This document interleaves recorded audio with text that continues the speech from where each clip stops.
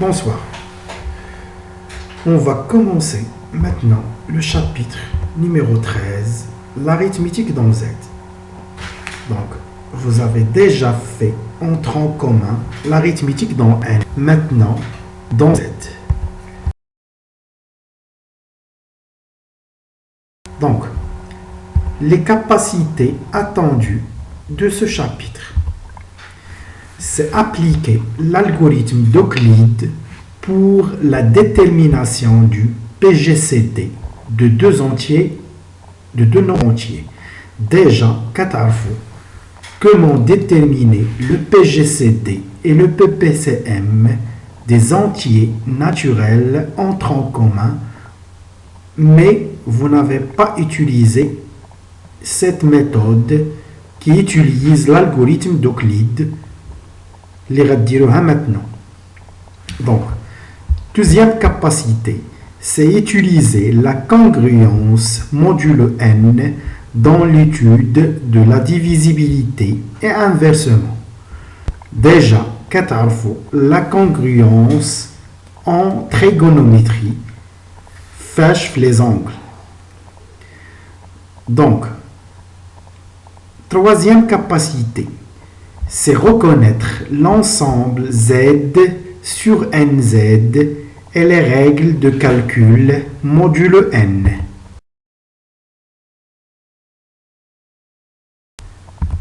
On commence. Avant, on va voir le sommaire. Donc la première partie, c'est la divisibilité dans Z et congruence, puis le calcul du PGCD et PPCM, le plus grand commun diviseur et le plus petit commun multiple. Puis, les nombres premiers, les déjà dans N. Enfin, les classes d'équivalence et l'ensemble Z sur NZ.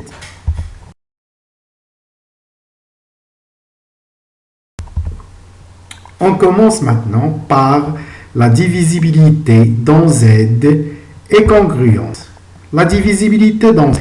La définition est déjà connue, mais pour les entiers naturels. Maintenant, on va donner la définition qui est similaire à la définition pour les entiers naturels, soit A et B, deux entiers relatifs. On dit que A divise B, ou bien A est un diviseur de B, ou bien B divisible par A, ou bien B est un multiple de A. Des expressions qui signifient la même chose. Donc, on dit que A divise B s'il existe un entier K, mais naturel, un entier quelconque relatif, K tel que B est égal à fois K. Donc, il a B sous forme de A fois un entier. Dans ce cas, on peut dire que A divise B. Donc, ce qui est nouveau, c'est la notation A/B. Ça veut dire A divise B. Une remarque. 0 est un multiple de tous les entiers. Donc, les entiers divisent 0. Car pour tout n appartient à Z, 0 s'écrit comme 0 fois n. Une propriété, si A, B, deux entiers, donc on va prendre deux entiers quelconques, si A divise B et B non nul, bien sûr, la valeur absolue de A inférieure ou égale à la valeur absolue de B. C'est tout à fait logique. Le diviseur, bien la valeur absolue de diviseur, radical plus petit que la valeur absolue de l'entier qu'on veut diviser.